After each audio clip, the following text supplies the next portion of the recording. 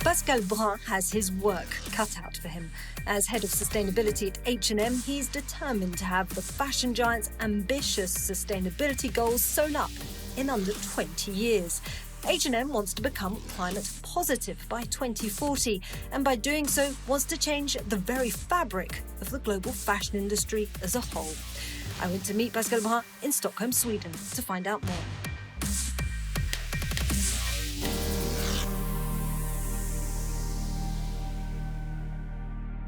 So, Pασκάλ Brun, many thanks for joining us on Disrupted. Now, the fashion industry does not have a great reputation, does it, when it comes to its green credentials? It's a big carbon emitter. It's the second largest consumer of water globally. But H&M has decided to change that, and not only change that within its own manufacturing system, but it also wants to take the lead globally. Why is that? Well, I think it all becomes with our size. And with our size comes responsibility as well. So we have the responsibility to change the industry we are in. The way fashion is consumed and produced today is not sustainable. So we have to change, we have to move the system, we have to move into a new model, and we have to transform the industry we are in. And our ambition is to transform from a linear model to become circular. So we're going to pick all of that apart. But first of all, what I'd like to know from you, Pασκάλ, is this basically led by H&M's conscience, as you're saying, you know, you're a huge manufacturer, you're a brand that's recognized globally, or is this coming from consumer demand, that you ultimately didn't really have a choice? Well, I think the consumer demand is something that we start to see now. But it really became from a genuine aspect from H&M. We started 1998, our first audit. And at that time, I think we were one of the first few brands to start to do audit on where you produce, where you place your orders. And we started to embed sustainability more and more into our business practices. Right now I can say that in H&M, sustainability is integrated into everything we do. There must be a way to find a correlation between people, planet, and profit. Now, you mentioned circularity. H&M wants to be 100% circular. So talk me through, for example, the life cycle of my jumper. What would happen to a 100% circular jumper? To make it more circular, we will have to work on the durability of your jumper. We will have to work on decreasing its carbon footprint, bringing different materials in it, materials that are better for the environment. And then we will have to work on the cyclability of your jumper. So be it making it to be reused and reused and reused, kept in the loop. This, for example, this jacket that I'm wearing now has been made in collaboration with the Ellen MacArthur Foundation. So this is a collection that we have set, which has basically everything in it is made to be more durable, circular, meaning that it's basically pieces and parts that can be disassembled easily and be recycled. And basically it has been used also materials that decrease the footprint. So it's basically recycled cotton jacket with different parts, recycled metal, recycled zippers, and you see no rivets. So you still can make fashionable item without having to damage your cyclability. Okay, but that's just one jacket, it's just one jumper. How do you do this on the scale, a global scale, like H&M's? Is that truly possible today? And if it's not possible today, what needs to be put in place for you to achieve your goals of circularity by 2040?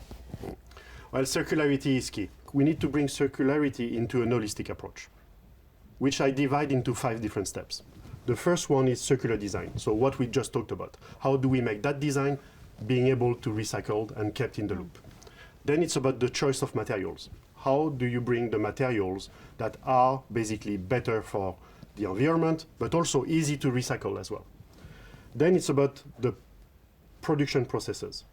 How can we, together with our business partner, with our suppliers, decrease the footprint of the factory that has produced this product?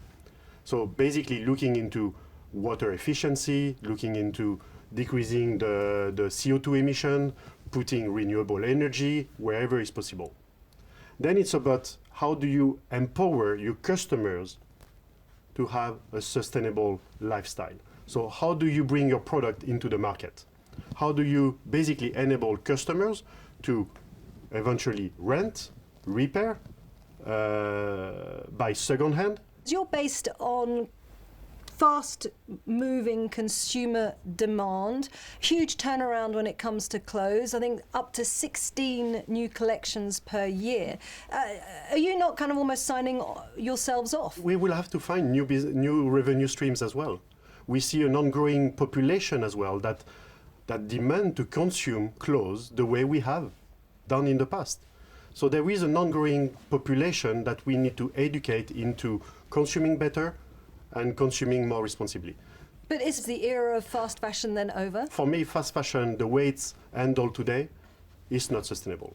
We have to redefine it with the different partners. We have to establish new relationships. We have to work with governments in the new ways. We have to have different policy in place as well.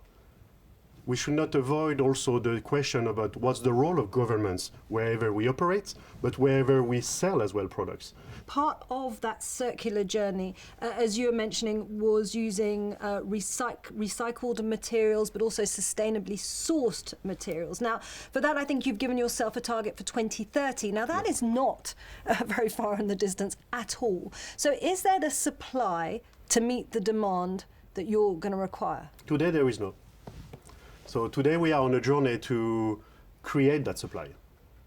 So all the work that we do with innovators, together with H&M Foundation, for example, the Global Change Award that we have for the last 5 years, every year, to promote and catalyze innovation, is one way to achieve that. Will that be enough? No, we need to create partnerships as well. We need to bring those innovators and start to create a common partnership of progress. How do we work together? I place an order, you develop further. You place an order, you develop further. And then we create this kind of stream that business creates opportunities. And then when it comes to issues of microfibers, now that's another big problem that's going to require a lot of innovation, a lot of partnership, as you were saying, because microfibers release loads of plastics into our oceans and responsible for tons of plastics in our oceans. So what kind of textiles are we looking to in the future? Right now the microfibers comes mainly from a washing process. So we could also use different technique of washing at home as well, educating customers into how you use a bag, a laundry bag, that basically capture the microfibers. So the microfibers doesn't go into the wastewater. But then we need to work with the industry to find new materials, new techniques of spinning yarn, new techniques of dyeing yarn as well, or dyeing fabrics also. So it has to go a lot with the process itself to solve microplastic. And then one of the pillars of H&M's transformation is that of transparency. So why is it so important to shine a light on the materials in our clothes, but also the production process of our clothes, which have, the fashion industry has fallen foul so many times when it comes to that, in terms of the conditions in factories, for example? Well, I think transparency creates trust.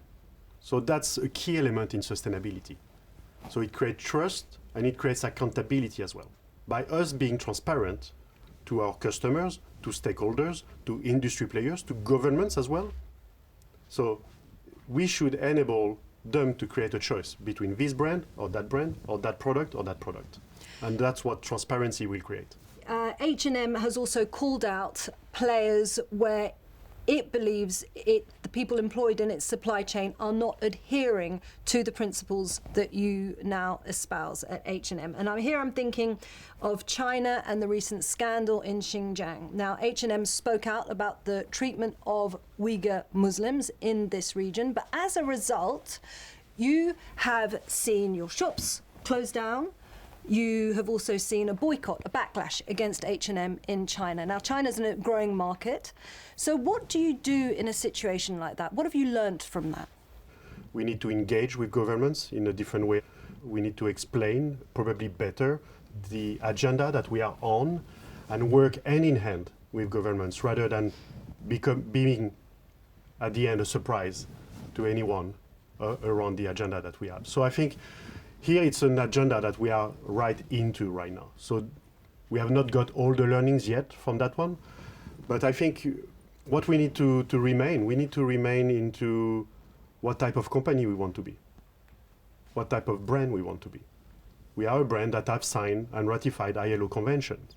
We are a brand that wants to create a world which is better with H&M than without H&M. And I think we have the size and the impact to do it. So in terms of transparency, H&M is also committed that its workers across its supply chain, and here we're talking about tens of millions of people, can earn a living wage. Now tell us, what is a living wage and why is it important for H&M to make sure that this happens across its factories? Well, we've been one of the first brands to adapt a living wage strategy. And this has been crucial for us. This is probably the biggest lever in terms of social that we can have. It's basically getting people out of poverty in a long run. There are three dimensions that are crucial in that aspect. One is that there should be a minimum wage revision that is adopted by every government where we are. Second is that we need to put wage mechanism in place at suppliers in order for workers to understand what their wage is about and how they can get higher wages as well. And then third is about how do we empower collective bargaining agreement around wages at suppliers. We need to put mechanism that brings the workers at the center table of negotiation. This is kind of like a top-down disruption, a bottom-up disruption. But the deadlines you've set yourself are very tight. Do you think you can meet those targets by 2040, realistically? I'm so confident. 2030 is tomorrow, and our goal on material, we are already, at end of last year, 65% of our assortment are either recycled or sustainably sourced. When it comes to 2040, I'm also very confident, because here we're going to see as well government stepping in.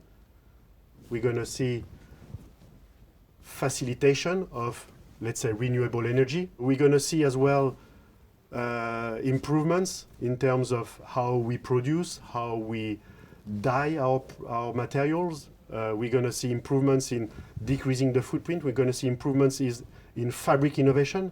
Now we talk about materials that can take out CO2 from the atmosphere to create a new material. How?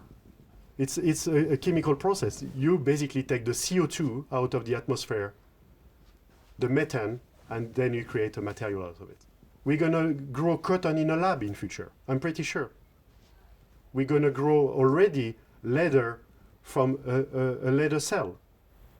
So the leather will not come from a cow or a sheep anymore. These will be innovations that we're going to see in future.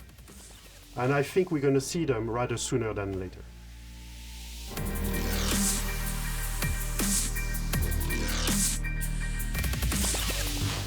A better industry in the future, that's what you aim to achieve, and you want to bring others on board. So what is the biggest lesson that you have learned on that journey, and what would be your best piece of advice for those who you're trying to encourage to join you? Well, my best piece of advice is dare to be bold. But I think it's about daring to be bold, daring to take commitment, daring to be transparent, daring to put ourselves into a 2040 goal, put ourselves into science-based targets. It's about how do we encourage people and inspire people to take those leads as well. That's the only way we will create a change for our industry. That's the only way we will get customers to believe the journey we are on and get them to choose which brand they want to buy, which product they want to buy, what impact they want to have as well.